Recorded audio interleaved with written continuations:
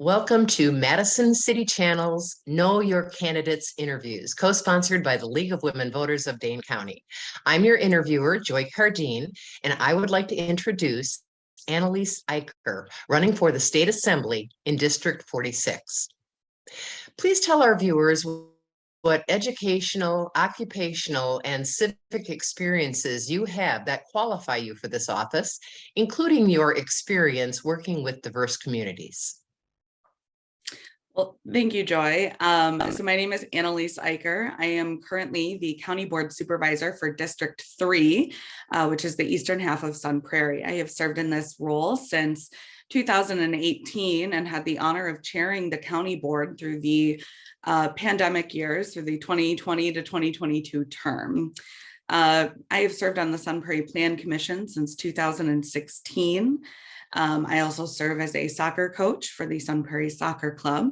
I have been involved in public service and advocacy my entire adult life, ranging from working on issues such as voting rights, environmental rights, women's rights. I've had the opportunity and privilege to work on all of our progressive values. I am a graduate of the University of Wisconsin-Madison. Which is where I had the incredible opportunity to learn and to know incredible people. As for working with diverse communities, I could not do my job as a county board supervisor and as an advocate without working with diverse communities. And so I am grateful for the opportunities that I have had to work with folks from all walks of life, all backgrounds, all classes, and doing so to work towards a common goal. It's been a great opportunity that I've had not only in my role as an advocate, but also in my role as the chair of the county board. What specific changes would you support to ensure voters are able to cast their ballots and have confidence in the outcomes of our elections? And what experiences have you had with election administration that informs your response? This is such an important question and something that is very near and dear to my heart. In 2016, I testified in federal court to expand the right to vote in the state of Wisconsin. And voters need to continue to feel like our vote matters. And we need to ensure that voting is easy. We need to ensure that there's automatic voter registration, extended in-person absentee voting days, hours, and locations, which was essentially the subject of the lawsuit that we won in 2016. We need to support drop boxes, early voting.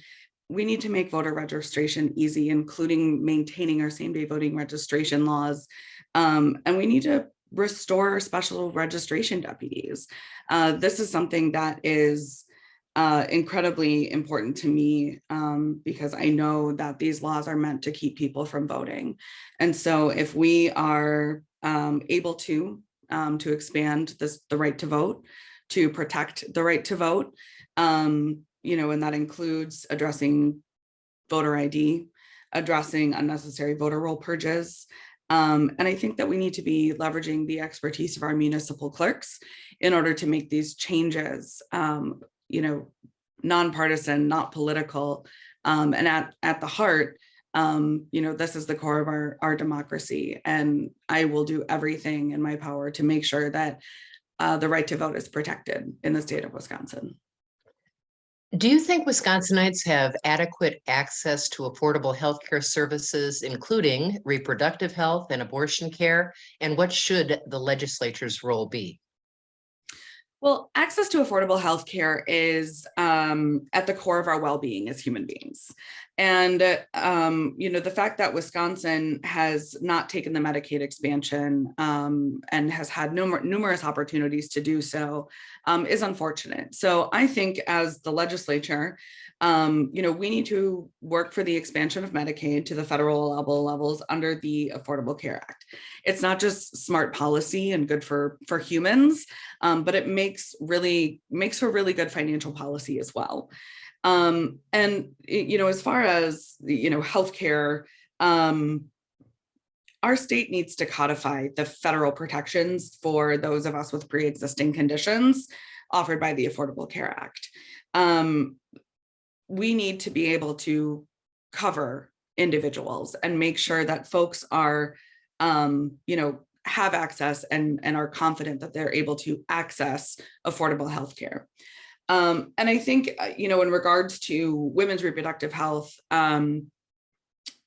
we need to repeal the criminal abortion statute in the state of Wisconsin.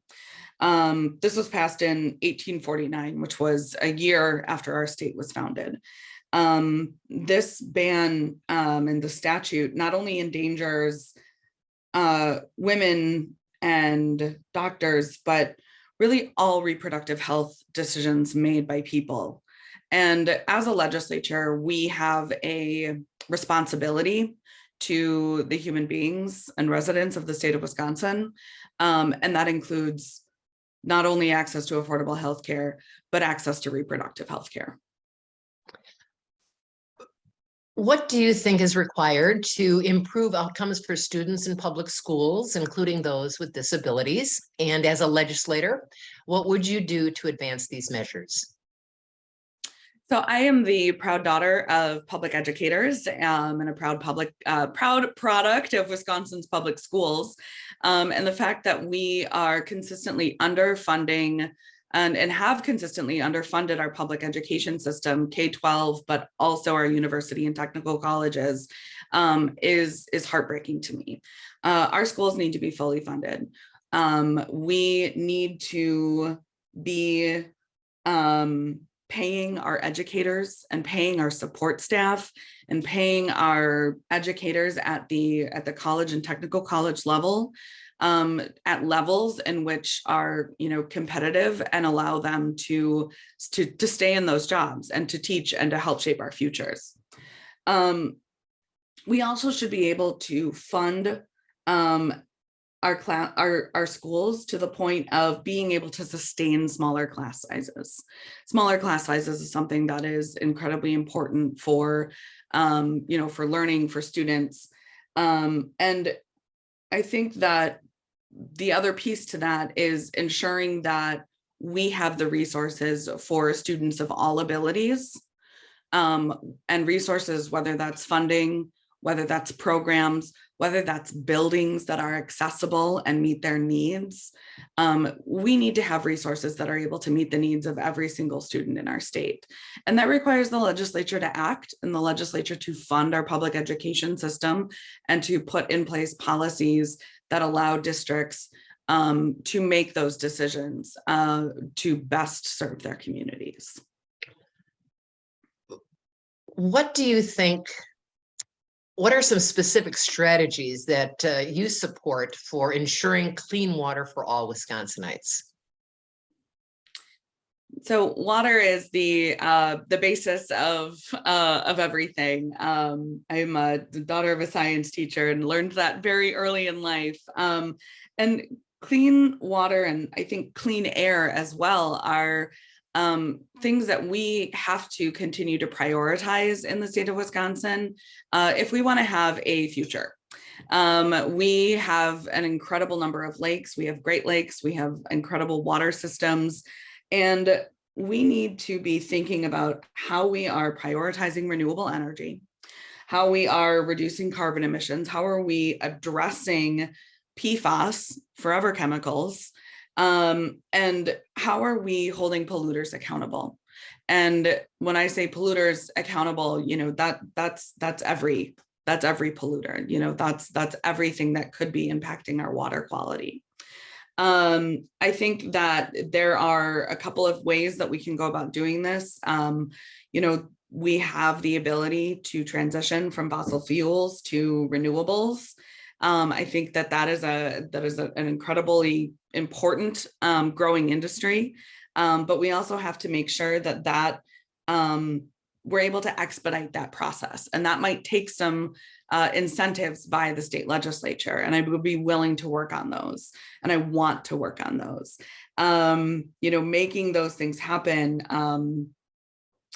is going to be vital to protecting our water and protecting our air. And I think the other part of this is that we as a state and as a state legislature should not be afraid to create penalties that impact those who are unwilling to adapt. What legislation would you support to see that guns no longer get into the hands of those who would do harm with them? So this is an incredibly important conversation, and I think that our state legislature has unfortunately taken action to expand guns and the availability of guns in Wisconsin. We need to be talking about red flag laws. We need to be talking about, permits, and we need to be talking about limits on magazines and limits on, ammunition and training and licensing. This is something that, can and should be regulated, and we used to have common sense gun laws in Wisconsin, and we need to get back to a point in time when where we have those again. And that really is, it's your red flag laws, it's permits, it's training, and making sure that, people who should not have these weapons do not have these weapons. What opportunities do you see to work across the aisle on issues that are important to your constituents? We unfortunately see an incredible amount of division and partisanship, I think particularly at the state level. But one thing that I've learned in county government is that there is more that unites us than divides us. And there will be issues that come up in the next legislative term that are going to impact our entire state. And there's going to be shared values amongst, any number of parts of our state. And it is our job, and it is imperative that we take this seriously as legislators to say, where is the commonality and where can we agree and where can we find the path to yes? And unfortunately, I think that there are some people who are too committed to their ideologies to work with others. But that is not something that I'm interested in doing. I want to be able to solve problems and to have conversations. And, I can't predict what those issues are going to be right now, but I am going to fight for our values and work with others to make sure that our voices are heard, but also make sure that we are able to deliver results for Wisconsin and for the 46th district.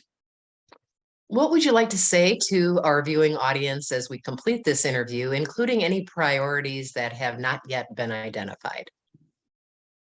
Well, we covered a good number of priorities. I think it's, protecting our democracy is going to be key in this next term, because it is the core of everything that we've done, the core of everything for everything that we do. I have spent my career in public service and advocacy, and I am ready on day one for this job. And I am looking forward to representing us. Not just continuing at the county level, but representing us in the Wisconsin State Legislature. We need somebody who understands the values of this district. We need somebody who has, deep connections and roots in this district. And we need somebody who is able to make a long-term commitment. And I'm able to meet those benchmarks. And I am ready to fight for every single one of us on the things that matter to us here. So I've got, information available online, eicherforwisconsin.com. I've got a Facebook page. I'm out knocking doors and making phone calls, and, would love to talk with anyone who's got questions or concerns or ideas about this next legislative session and the race on August 9th. And I would be honored to have their votes. I want to thank Analiese Eicher for speaking with us and the viewing audience for taking time to know your candidates. I want to remind everyone that Election Day for those involved in a primary is Tuesday, August 9th, and the fall election is Tuesday, November 8th. On behalf of Madison's City Channel and the League of Women Voters of Dane County, thank you for joining us.